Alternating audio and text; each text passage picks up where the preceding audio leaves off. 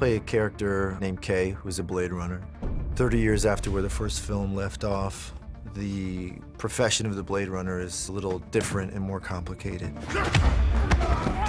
He's a replicant police. You know, he's a Blade Runner. It's my character's job to retire rogue replicants. The police department found that there was too much moral conflict with human beings killing replicants. So they designed a whole new breed of replicant just to be Blade Runners, and their sole purpose is to kill their own kind. He has to be at the service of people who dislike him or don't respect him. It's a good job. And in order to protect them, kill his own kind. You're not gonna kill me, are you? Depends. What's your model number? In the world of the movie, replicants are seen as second-class citizens by humans, and then within the world of replicants, Blade Runners are sort of the lowest of the low because they kill their own kind. I just have some questions. What questions? A very bleak, lonely existence. Not a dream job by anyone's standards.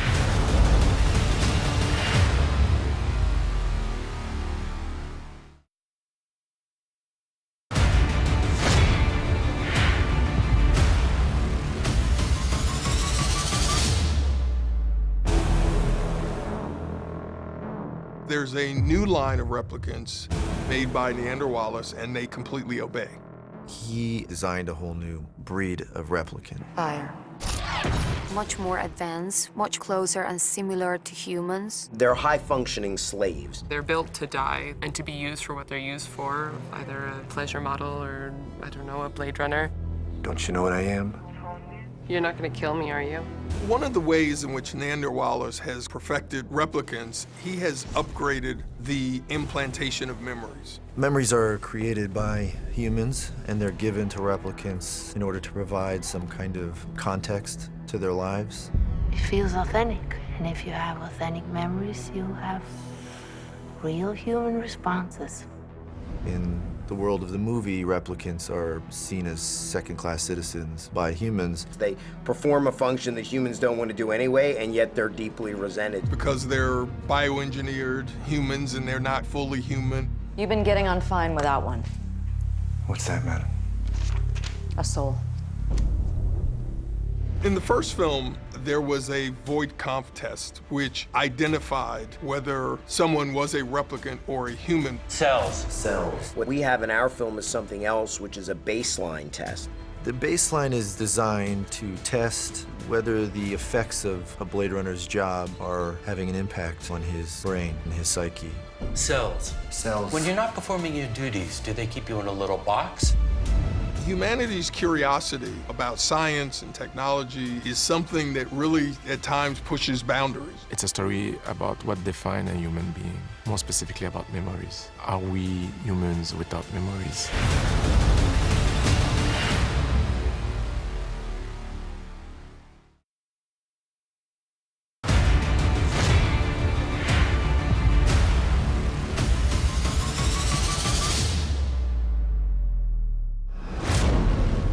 Things have gotten a lot worse. The environment has become toxic. The world has gone through a lot of trauma and just barely made it. Everyone remembers where they were at the blackout. 10 days of darkness.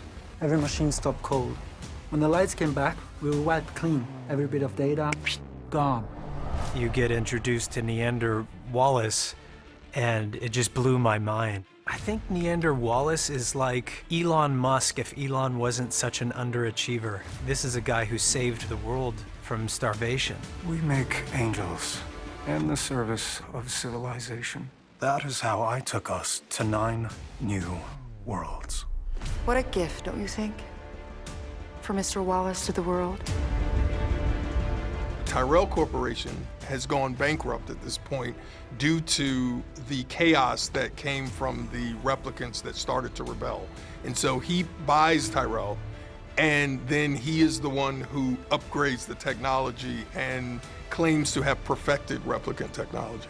We need more replicants than can ever be assembled. Millions so we can be trillions. To me, Neander is someone who's willed himself to power. He's a genius. He's a bit of a madman, but I don't think that bad a guy. He's just trying to save humanity. Happy birthday. Neander is a bit Machiavellian. If you have a problem, he will solve it. If you are the problem, he will solve that too.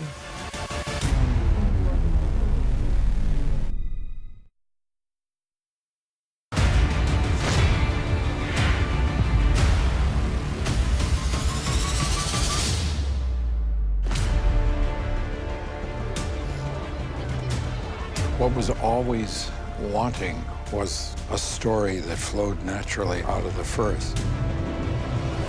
Blade Runner 2049 is the extension of the original Blade Runner.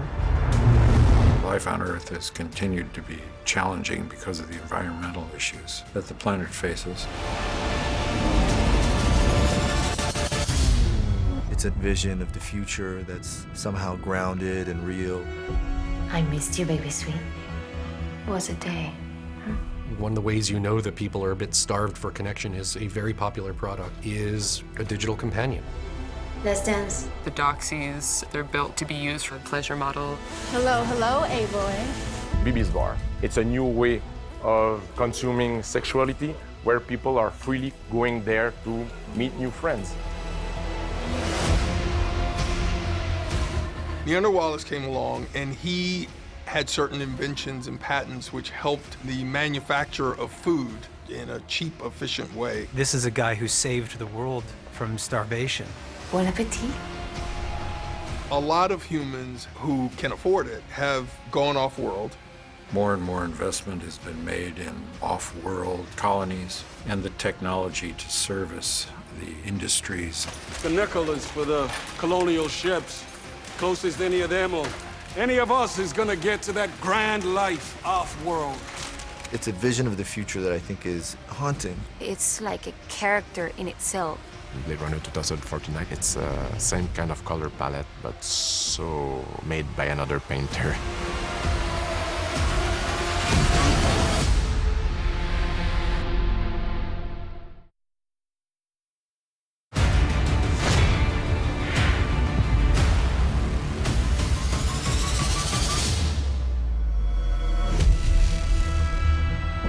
Joy is a program, an app, that someone like Kay can afford.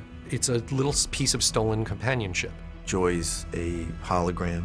She's designed to please every person's fantasy, whatever they want her to be. Everything that Joy says and does has been programmed for her, and yet the character of Joy starts to appear as though she has a sense of autonomy. I'm coming with you. We see different Joys throughout the movie, but the Joy we're following is the one with Kay. I missed you, baby sweet. Yeah, it's a very complicated relationship. They know it's not real, but they have agreed to play this game of having a normal life. Because Kay is so isolated and alone, he really uses that program for company. Would you read to me? It'll make you feel better. She makes dinner for him every day when he gets home. Dinner that is artificial, that doesn't exist. Bon appetit. He's asking her to be like a real human because that's what he needs. And through her attachment, she becomes real to herself, and her love for him becomes real, as opposed to programmed. An emanator. So she escapes her own limitations, the digital limitations, and becomes totally real for herself. You can go anywhere you want in the world now. Where do you want to go first? And you're there, and you're feeling this rain in her body for the first time. Suddenly, she becomes like a little girl again, discovering this. And it's such a romantic scene. I'm so happy when I'm with you.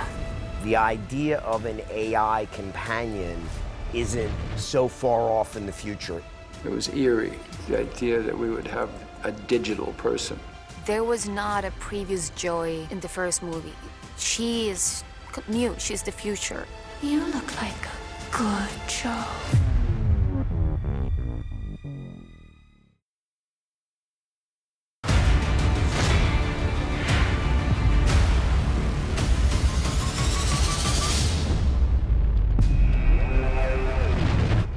really spent a lot of time making sure that everything felt functional. The tech in our movie is very much in the spirit of the tech of the original film. So we have a lot of technology in our movie that is futuristic but also analog. It's tactile. There was a lot of design on getting the cars right, because I know that was a big deal in the first movie too, because cars are such a big part of our lives.